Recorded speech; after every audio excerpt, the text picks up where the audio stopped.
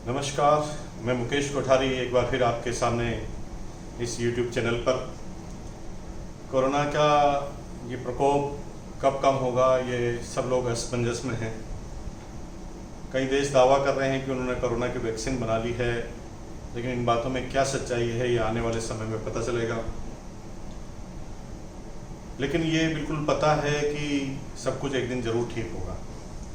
अभी मेरे जितने भी पुराने वीडियो आ रहे हैं, आप लोगों का ढेर सारा प्यार मुझे मिल रहा है और आप लोग कमेंट बॉक्स में जब अपने अनुभव शेयर करते हैं, आपने क्या सीखा और आप किस नए टॉपिक पर वीडियो चाहते हैं, तो दोस्तों बहुत अच्छा लगता है कि हमारे लोग कितने जागरूक हैं।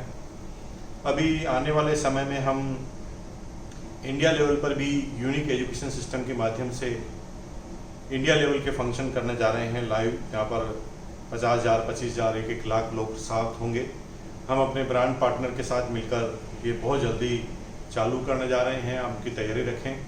अब तक के प्रोग्रामों में आप नॉलेजफुल बातें सुनते हैं और ट्रेनिंग की बातें होती है, लेकिन वो जो फंक्शन होगा जिसके अंदर आप प्रोस्पेक्ट भी बिठा पाएंगे, संभवतः दिन में 4 बजे का समय वो रहेगा, शाम को 4 बजे, जब आप नए प्रोस्पेक्ट को भी ला सकते हैं, जिसके अंदर शुरुआती रूप में बिजनेस की बात होगी, बिजनेस अपॉर्चुनिटी की बात होगी और बाद में किसी एक एक्सपर्ट प्रोडक्ट की बात हम करेंगे। दोस्तों, आज हम जिस सब्जेक्ट पर बात करने जा रहे हैं बहुत यूनिक टॉपिक है। यूनिक टॉपिक इसलिए है कि मैक्सिमम लोग उस टॉपिक पर बात करना पसंद नहीं करते, क्योंकि मैं आज बहुत सारी ऐसी बातें करने जा रहा हूँ आपके सामने जो डायरेक्ट सेलिंग में कोई जर्नली मंच पर नहीं करता। जी हाँ दोस्तों, मैं आरसीएम की वो कहानी आपको सुनाने जा रहा हूँ। जब सन 2000 में मैंने आरसीएम चालू किया और उस समय डायरेक्ट सेलिंग क्या होता था इंडिया में कोई नहीं जानता था, न ब्यूरोक्रेट्स जानते थे, न राजनीतिक लोग जो बड़े पदों पे हैं वो जानते थे, और न ही प्रशासनिक लोग, न ही पुलिस और कोई ऐसी संस्था जो सम्मानीय लोग थे वो डायरेक्ट सेलिंग के बारे में नहीं जानते थे। तब सन 2000 में मैंने अपना बिजनेस कैरियर डायरेक्ट सेलिंग में बनाया, लेकिन जैसे तैसे गाड़ी चलती गई और सन 2011 का वो वक्त आया जब राजस्थान गवर्नमेंट ने जो मनी सर्कुलेशन स्कीम्स थी, बहुत सारी गोल्ड चेन वगैरह की स्कीम थी, उन स्कीमों पर जब बैन लगाया तो आरसीएम पर भी इंक्वायरी हुई और दुर्भाग्यवश 1 साल तक आरसीएम को बंद रहना पड़ा। आरसीएम के लोगों ने संघर्ष किया और संघर्ष का नतीजा था कि 1 साल बाद 2012 में डायरेक्ट सेलिंग पर राजस्थान सरकार गाइडलाइन लेकर आई। लेकिन राजस्थान सरकार तो लेकर आ गई थी, केरला सरकार लेकर आ गई थी, लेकिन दूसरे सारे जो स्टेट्स थे उसके अंदर तलवारें लटकी हुई थी। क्या करें? लेकिन लगातार डिस्ट्रीब्यूटर के प्रयासों से, जितने भी हमारे संगठन हैं उनके प्रयासों से 2016 में फाइनली गवर्नमेंट ऑफ इंडिया ने डायरेक्ट सेलिंग पर गाइडलाइन बना दी। लेकिन ये गाइडलाइन क्या बनी है, ये क्या चीज़ है, कौन सी कंपनियां इसके अंदर काम कर पाएगी, कौन सी कंपनियां काम नहीं कर पाएगी, इसे हमें आज गहराई से समझना है। मैक्सिमम लोग ये सोचते हैं कि कंज्यूमर अफेयर मिनिस्ट्री के अंदर हमने अपना नाम रजिस्टर्ड करा दिया तो हमारा प्लान कैसा भी हो चलना वाला है, चलेगा। ये आपकी गलतफहमी है। जब डायरेक्ट सेलिंग में कंज्यूमर अफेयर मिनिस्ट्री के अंदर आप आवेदन देते हैं कि मैं कंपनी चालू करने जा रहा हूँ, तो आप एफिडेविट देते हैं जिसके अंदर कहते हैं कि मैं भारत सरकार के जितने भी गाइडलाइन हैं, जितने भी रूल हैं, जितने भी कानून हैं, उनका पालन हम करेंगे और इसके आधार पर वहाँ पर आपको अनुमति मिलती है। इसका मतलब ये बिल्कुल नहीं है कि अगर आपका नाम रजिस्टर्ड है तो आपकी कंपनी एकदम सही है और आप एकदम सही कर रहे हैं और कंज्यूमर का हित उसके अंदर रहेगा। आपने जब गाइडलाइन की हम बात करते हैं तो कौन से ऐसे बिंदु हैं जो direct selling money circulation scheme को बिल्कुल अलग अलग करते हैं? जी हाँ दोस्तों, मैं जो खुलासा करने जा रहा हूँ डायरेक्ट सेलिंग की गाइडलाइन के ऊपर। डायरेक्ट सेलिंग की गाइडलाइन जब राजस्थान गवर्नमेंट की बनी तो मेरा बहुत बड़ा उसके अंदर साथ रहा था, क्योंकि जब गाइडलाइन का एक एक पॉइंट लिखा गया था तब मैं इस सिस्टम के साथ था और हम पूरे जुड़े हुए थे इस पूरे एपिसोड के दौरान। तो मुझे थोड़ा सा जो अनुभव है आपके साथ शेयर करना चाहता हूँ। 2016 में जब डायरेक्ट सेलिंग की गाइडलाइन बनाई तो इसका मतलब नहीं है कि डायरेक्ट सेलिंग की गाइडलाइन बनने के बाद केंद्र सरकार जो है इन सारी बिजनेस के ऊपर ध्यान रखेंगे। 2016 की गाइडलाइन के अनुसार केंद्र सरकार ने सारे राज्यों को एक मॉडल गाइडलाइन बना के दी, जिसके तहत राज्य उस मॉडल को समझते हुए अपने यहाँ पर कानून बनाए, अपने यहाँ नियम बनाए, अपने यहाँ गाइडलाइन बनाए। और बहुत सारे राज्यों ने ये गाइडलाइन बनाई, जिसके बारे में आपको बता देना चाहता हूँ कि हिमाचल प्रदेश में गाइडलाइन बनी है, महाराष्ट्र सरकार ने गाइडलाइन बनाई है, गोवा ने बनाई है, तमिलनाडु ने बनाई है, राजस्थान गवर्नमेंट ने गाइडलाइन बनाई है, वेस्ट बंगाल ने बनाई है, मिजोरम ने बनाई है, केरला, उड़ीसा, आंध्र प्रदेश और तेलंगाना। ये 11 स्टेट है जहाँ पर डायरेक्ट सेलिंग की गाइडलाइन आ गई है, लेकिन दूसरे स्टेट है जहाँ पर डायरेक्ट सेलिंग की गाइडलाइन नहीं है। जहाँ दूसरे स्टेट है जहाँ डायरेक्ट सेलिंग की गाइडलाइन नहीं है, वहाँ मोटा मोटी केंद्र सरकार की गाइडलाइन काम आएगी, लेकिन जिन स्टेटों में स्टेट की गाइडलाइन है उन स्टेटों के हिसाब से आपको चलना पड़ेगा। तो केंद्र सरकार ने जब 2016 में राज्य सरकार को निर्देशित किया कि वो इस गाइडलाइन को मॉडल मानकर अपने यहाँ पर गाइडलाइन बनाए, तो उस गाइडलाइन के मुख्य पॉइंट क्या थे जो मैं आज आपको बता देना चाहता हूँ। डायरेक्ट सेलिंग की कोई भी कंपनी अगर हिंदुस्तान में काम करती है तो सबसे पहले जरूरी है कि हिंदुस्तान के कानून के हिसाब से जो भी रजिस्ट्रेशन उसे कराइए, कंपनी एक्ट में, जीएसटी एक्ट में, इनकम टैक्स के द्वारा जितने भी अदर हिंदुस्तान में काम करने के लिए लॉ लागू होते हैं उसके अंदर उस कंपनी का रजिस्टर्ड होना जरूरी है। दूसरा जो नियम रखा कंज्यूमर की सुरक्षा के लिए वो था कि जब भी डायरेक्ट सेलिंग कंपनी कोई प्रोडक्ट लेकर आएगी तो प्रोडक्ट पर मिनिमम उसे कंज्यूमर की सुरक्षा के लिए 30 दिन की बाई बैक गारंटी देनी पड़ेगी। यानी कोई भी कंज्यूमर कोई भी प्रोडक्ट को लेता है और 30 दिन तक अगर उसे समझ में नहीं आता तो उसे पूरा मनी बैक यानी पूरा पैसा वापस देना पड़ेगा। जो कंपनियां ये मनी बैक गारंटी नहीं दे रही है वो उल्लंघन कर रही है। जो कॉलम है 2 उसके अंदर साफ साफ लिखा गया है कि क्लोज 2 के अंदर साफ साफ लिखा गया है कि वो कंपनियां अवैधानिक है जो गारंटी नहीं देती 30 दिन की बाई बैक की। तीसरा जो पॉइंट है कि जो भी एमएलएम कंपनी के प्रमोटर हैं, डायरेक्टर हैं, वो भारत के कानून के अंदर, क्रिमिनल कानून के अंदर अगर उन्हें 5 साल से ज्यादा की सजा सुना दी गई है तो वो उन पदों पर नहीं रह सकते, यानी कंपनी का संचालन वो लोग नहीं कर सकते हैं। अगर कोई कंपनी के डायरेक्टर या उससे रिलेटेड आदमी को कोई भी सजा हो चुकी है तो कंपनी के ऊपर बहुत बड़ी प्रॉब्लम आने वाली है, क्योंकि वो उन पदों पर रहने के अधिकारी नहीं है। चौथा जो डायरेक्ट सेलिंग के अंदर महत्वपूर्ण पॉइंट है वो चौथा यह है कि हर डायरेक्ट सेलिंग कंपनी को अपने डिस्ट्रीब्यूटर के लिए एक आइडेंटिफिकेशन कार्ड, आइडेंटिटी कार्ड जारी करना पड़ेगा। उस आइडेंटिटी कार्ड के थ्रू ही कोई डिस्ट्रीब्यूटर किसी कंज्यूमर के पास जा सकता है, यानी वो आइडेंटिटी कार्ड उसके पास हमेशा होना चाहिए। पांचवा जो सबसे महत्वपूर्ण बिंदु है, हालांकि पूरी गाइडलाइन मैंने पढ़ी, लेकिन जो जो आपसे रिलेटेड चीजें हैं, जिन चीजों पे आपको ध्यान देना है वो मैं आपको बता रहा हूं। भ्रामक, अनुचित या संभावित बिक्री पर कोई भी प्रलोभन दिया गया है, अगर कोई भी कंपनी इस तरह का ब्यौरा देती है तो वो पूरी तरह इनवैलिड है। ऐसी कंपनियों को कभी भी बंद किया जा सकता है। अगला पॉइंट, कोई कंपनी, छठे पॉइंट में, ऐसा कोई भी वादा नहीं कर सकती जो वादा कभी पूरा नहीं किया जा सकता। जैसे एग्जांपल, कोई कंपनी ये कहे कि साहब आप हमारे इस बिजनेस को कीजिए और आपको कमीशन के रूप में हम आपको चांद पर प्लॉट देंगे। तो जो ये मैं सिर्फ एग्जांपल के लिए बता रहा हूं, तो इस तरह का कोई भी चीज जो वर्तमान समय में संभव नहीं है, ऐसी कोई भी चीज कंपनी नहीं कर सकती। सातवां सबसे इंपॉर्टेंट पॉइंट जो आपको बता रहा हूं उसे आपको समझना जरूरी है। कोई भी कंपनी अपने किसी भी कंज्यूमर को, डिस्ट्रीब्यूटर को, मेंबर को किसी भी सामान को खरीदने के लिए न उत्पीड़न दे सकती है और न ही प्रलोभन दे सकती है। अगर ये करते हैं तो वो धोखाधड़ी की परिभाषा में आती है। किसी भी तरह से आप जबरदस्ती नहीं कर सकते उसके पास कि आपको हर महीने इतना प्रोडक्ट खरीदना जरूरी ही है। अगर कोई भी कंपनी इस तरह की कोई भी चीज अपने नियमों में रखती है तो कंपनी तुरंत बंद करने योग्य है और वो कंपनी नहीं चलाई जा सकती है।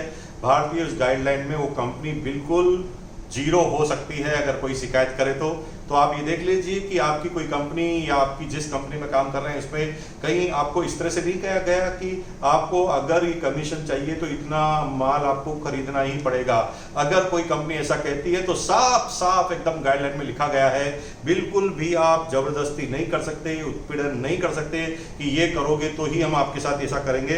अगर ऐसा करते हैं तो वो कंपनियां बहुत जल्दी फंसने वाली है। अगला जो महत्वपूर्ण जो पॉइंट है वो है डायरेक्ट सेलिंग के अंदर कोई भी कंपनी किसी भी ज्वाइनिंग का पैसा नहीं ले सकती है। अगर कोई कंपनी कहती है कि हमारी कंपनी में ज्वाइन करने के लिए आपको पर्टिकुलर इतना सामान लेना पड़ेगा तो वो कंपनी पूरी तरह से इनवैलिड है, उसे कभी भी बंद कराया जा सकता है और न ही 1 साल के बाद नवीनीकरण का कोई भी शुल्क लिया जा सकता है कि भाई आपका रिन्यूअल कर रहे हैं हम तो आपका शुल्क लेंगे। अगर कोई कंपनी रिन्यूअल भी करती है, रिन्यूअल का भी पैसा लेता है तो पूरी तरह अनवैलिड है। इस तरह को कंपनियां सारी तरह बिल्कुल null और अवॉइड हो जाएगी इसके अंदर।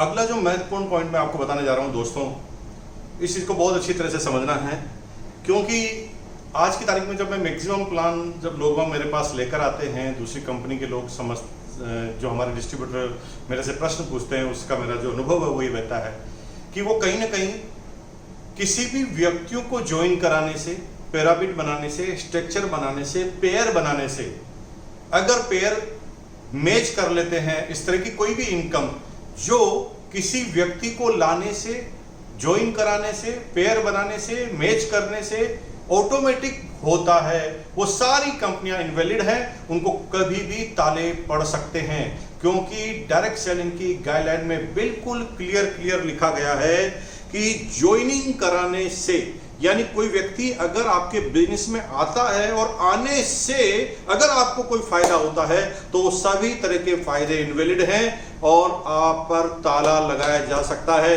दोस्तों आप ये देख लीजिए कि अगर आपकी कंपनी इस तरह का कोई काम तो नहीं कर रही है, अगर कर रही है तो एक शिकायत ही काफी है और एक शिकायत से उस कंपनी के ऊपर बहुत बड़े संकट आ सकते हैं। तो इस चीज को आप बहुत अच्छी तरह से समझना। और आज जो अंतिम पॉइंट है वो जो मैं डिस्कस करना चाहता हूं ये है दोस्तों कि already money circulation chit fund banning act जो है ऑलरेडी बना हुआ है और मनी सर्कुलेशन के दायरे में जब भी कोई कंपनी पैसा लेती है, मनी लेती है और उसे सर्कुलेट करती है तो वो कंपनी पूरी तरह से इनवैलिड है। एक के बाद ऑटोमेटिक जो भी कंपनी में आएंगे 2, 3, 2 के बाद 4, 4 के बाद 8, 8 के बाद 16, ऑटोमेटिक इस तरह से स्ट्रक्चर बन रहा है, पिरामिड बन रहा है और इस पिरामिड बनने से कोई इनकम आ रही है तो वो सारी इनवैलिड इनकम है और वो कभी भी डायरेक्ट सेलिंग की गाइडलाइन के अंदर नहीं आती है। तो आप ये देख लीजिए कि कहीं आपकी जो कंपनी है इस तरह का नहीं कर रही है क्योंकि भाइयों ये आपके साथ खिलवाड़ हो सकता है क्योंकि डायरेक्ट सेलिंग में सबसे महत्वपूर्ण चीज होती है हमारे जीवन में, वो होता है समय। क्योंकि जीवन में हर चीज वापस कमाई जा सकती है लेकिन समय ही एक ऐसी चीज है जिसे वापस प्राप्त नहीं किया जा सकता। अगर आपने अपने जीवन के 3 साल निकाल दिए तो 3 साल को वापस लाने का कोई तरीका नहीं है। 3 करोड़ का नुकसान हो जाएगा, वापस ला सकते हैं लेकिन वापस 3 साल नहीं आएंगे। तो जब डायरेक्ट सेलिंग की कंपनी है तो आप ये देख लीजिए कि वो पिरामिड स्कीम के अंदर तो नहीं है, लेकिन अब जैसे जैसे स्टेट गवर्नमेंट की गाइडलाइन आ रही है तो उसके अंदर और चीजें क्लियर हो रही है। दोस्तों अभी महाराष्ट्र सरकार की गाइडलाइन आई है उसके अंदर तो अब ये चीजें भी बता दी गई कि कौन कौन सी प्रोडक्ट डायरेक्ट सेलिंग के अंदर हो ही नहीं सकते। मैं आपको पढ़ के बताता हूँ, क्लियर हो जाएगा कि ये प्रोडक्ट नहीं आ सकते। कोई भी कंपनी डिपॉजिट और इन्वेस्टमेंट, यानी कोई कंपनी कहती है कि साहब हमारे को आप आज 5,000 दे दीजिए, हम आपको बाद में इससे ज़्यादा पैसा करके दे देंगे, वो कंपनियां इनवैलिड है। कुछ कंपनियां हैं जो कहती है कि साहब इन्वेस्टमेंट कर लीजिए, हमारे थ्रू आप ज़मीन खरीद लीजिए, हमारे थ्रू शेयर खरीद लीजिए, हमारे थ्रू मकान खरीद लीजिए, और इन्वेस्टमेंट को लेकर डायरेक्ट सेलिंग में आती है, वो भी इनवैलिड है। और वो जो कंपनियां जो IRDA से अप्रूव्ड नहीं है, अगर वो लाइफ इंश्योरेंस करती है और लाइफ इंश्योरेंस डायरेक्ट सेलिंग के थ्रू कराया जाता है तो भी वो इनवैलिड है। कोई भी कंपनियां माल खरीदने के बदले, मेंबर बनाने के बदले आपको डिस्काउंट कूपन देती है, वाउचर देती है, तो ऐसी कंपनियों को भी बिल्कुल हटा दिया गया है। वर्चुअल करेंसी अगर कोई बिटकॉइन वगैरह का बिजनेस करती है उसे भी महाराष्ट्र गवर्नमेंट ने हटा दिया है। कोई भी कंपनी डायरेक्ट सेलिंग के अंदर वेबसाइट बेचती है, वेब स्पेस बेचती है या ऑनलाइन एजुकेशन का बिजनेस डायरेक्ट सेलिंग में करती है तो भी इनवैलिड कर दिया गया है। अगर कोई कंपनी कहती है कि हमारे ऐप पे जाइए और केवल क्लिकिंग करने का और सर्वे करने का आपको पैसा मिलेगा, वो कंपनियों को भी हटा दिया गया है। और इसके अंदर बहुत अच्छी बात है कि बहुत सारी कंपनियां जो है डोनेशन के नाम पे डायरेक्ट सेलिंग चलाती है, गिफ्टिंग के नाम पे डायरेक्ट सेलिंग लगाती है, हेल्पिंग का कोई फंड बनाती है। अगर कोई कंपनी इस तरह का काम कर रही है तो वो भी पूरी तरह से वो इनवैलिड है दोस्तों। और अगले पॉइंट में लिखा गया है कि कोई तंत्र मंत्र डायरेक्ट सेलिंग के माध्यम से बेचता है तो वो भी पूरी तरह इनवैलिड है दोस्तों। डायरेक्ट सेलिंग में बहुत गहराइयों पर गाइडलाइन बन रही है। आने वाले समय में जो गाइडलाइनें आ रही है, जो रूपरेखा हम देख रहे हैं कि कुछ कंपनियां को जब ये पता चला कि प्रोडक्ट लाना जरूरी है तो प्रोडक्ट कुछ ऐसे लेकर आ जाती है जिसकी कॉस्टिंग को समझना बड़ा मुश्किल का टेढ़ी खीर का काम होता है। जैसे मैं एग्जांपल लूं, वो कंपनियां भी इनवैलिड होने वाली है, वो कंपनियां भी आने वाले समय में गाइडलाइन के दायरे में नहीं आएगी, जो एक्स्ट्रा ऑर्डिनरी प्रोडक्ट पर रेट ले लेती है, जो मार्केट में रेट जो मैक्सिमम रेट है उससे भी ज़्यादा लेती है। जैसे एग्जांपल कोई कंपनी कहे कि साहब हमारा जो पेन है वो 500 रुपए का है, तो अगर आप उसे कहें कि 500 रुपए का पेन क्यों है, तो वो अगर आपको सही कारण नहीं बताए, सिर्फ वो बताए कि साहब ये पेन जो है ना किसी मंदिर में जाकर मंत्रा हुआ है इसलिए पेन की रेट बढ़ गई है, तो वो केवल दिखाने के लिए रेट रखती है और उसके एवज में साइड में वो पैसा आपसे कलेक्ट कर लेती है और उसको मनी सर्कुलेशन करती है, तो भी मनी सर्कुलेशन के दायरे में आती है। यानी आने वाले समय में ये मनी सर्कुलेशन का दायरा बहुत तेज गति से बढ़ने जा रहा है दोस्तों। इसलिए मेरा फिर निवेदन है कि कंपनी का सिलेक्शन जब आप करें तो बहुत सावधानी से करें, क्योंकि भाई यहाँ पर हमारा जिंदगी लग रही है, हमारा समय लग रहा है। बात सिर्फ पैसों की नहीं है, ऐसी कई कंपनियों को मैं जानता हूं जो रातों रात कंपनियां चली और वो कंपनियां करोड़ों का बिजनेस करने लगी। ऐसा लगा कि उनके अलावा कोई कंपनी नहीं है। थोड़े समय पहले हरियाणा की एक कंपनी आई जिन्होंने करोड़ों रुपए लोगों को दिए और करोड़ों अरबों रुपए लेकर पता नहीं वो कहां चले गई। दोस्तों कहीं आपके साथ ऐसा ना हो जाए, क्योंकि डायरेक्ट सेलिंग जिंदा रहेगी तो ही हम जिंदा रहेंगे दोस्तों। पूरा भविष्य डायरेक्ट सेलिंग पे टिका हुआ है। कुछ कंपनियां अच्छी है, सारी कंपनियां खराब नहीं है दोस्तों। मैं ये नहीं कहता कि आप जिस कंपनी में काम कर रहे हैं वो खराब है, मैं सिर्फ आपको अवेयर कर रहा हूं कि अगर आपकी कंपनी में ऐसा ऐसा कोई काम हो रहा है तो उसे रुकाइए, क्योंकि आने वाले समय में और गहराई से इस पर गाइडलाइन पर काम होगा और गहराई से इस पर कानून बनेंगे, क्योंकि डायरेक्ट सेलिंग से जीवन बनने वाला है, डायरेक्ट सेलिंग से भविष्य बनने वाला है। ये भारत सरकार जान गई है। रोजगार की कमी है, डायरेक्ट सेलिंग पूरी करती है। कोई अगर टैक्स चोरी करता है तो डायरेक्ट सेलिंग पूर्ति करती है। यहां पर डायरेक्ट सेलिंग ही ऐसी चीज है जहां पर किसी तरह की कोई बाउंडेशन नहीं है। तो सरकारों को भी अब लग रहा है कि डायरेक्ट सेलिंग ही आने वाले समय में सबसे बड़ा जरिया है। दोस्तों मेरी बात पर आप बिल्कुल 100% ध्यान देंगे। अगला वीडियो फिर मैं आपके बीच में बहुत जल्दी लेकर आऊंगा। आपका प्यार बहुत मिल रहा है। जो पिछला वीडियो जो हमारा था उसके अंदर जो बेस्ट कमेंट जिन्होंने किया उनका नाम हम घोषित कर रहे हैं और उनका पूरा कमेंट हम सुना रहे हैं। आप भी ये जरूर लिखें कमेंट के अंदर कि आपको ये पुराने वीडियो में समझ में क्या आया। सबसे पहले लिखें आपके जीवन में ये वीडियो देखने के बाद क्या परिवर्तन आया, क्या समझ में आया, अगला वीडियो आप किसमें जानते हैं, और साथ में आप अपना आपका नाम और आपकी सिटी लिखना ना भूलें। अगर नाम और सिटी लिख देंगे तो हम जो आपका कमेंट पब्लिश करेंगे उसके अंदर ये चीज़ चूक जाएगी। बहुत बहुत धन्यवाद आपका कि आपने मुझे बहुत अच्छी तरह से सुना। मेरे इस चैनल को आप सब्सक्राइब कीजिए, बेल आइकन पर बटन दबाइए ताकि आपकी टीम को सबसे पहले वीडियो प्राप्त हो। बहुत बहुत धन्यवाद आपका। Thank you once again. नमस्कार सर, लोग क्यों छोड़ जाते हैं, आपका यह इस विषय पर बात करने का तरीका बहुत ही खूबसूरत रहा और डायरेक्ट सेलिंग में ये सवाल बहुत ही कन्फ्यूजन क्रिएट करता है, जिसे आपने आज बेहतरीन तरीके से क्लियर कर दिया। आजकल लोग अपनी पब्लिसिटी बढ़ाने के लिए बेतुकी सवाल करते हैं, अपने विवेक का इस्तेमाल ना करके लोगों का समय बर्बाद करने का मात्र मकसद रहा है, जिसका आपने बहुत प्यारा जवाब दिया है। आपकी बहुत आभारी हूँ सर कि आपने ऐसे विषयों पर बात करके बहुत सारे सवालों का जवाब बिना पूछे दे दिया। आपकी प्यारी डाउनलाइन शोभा पासवान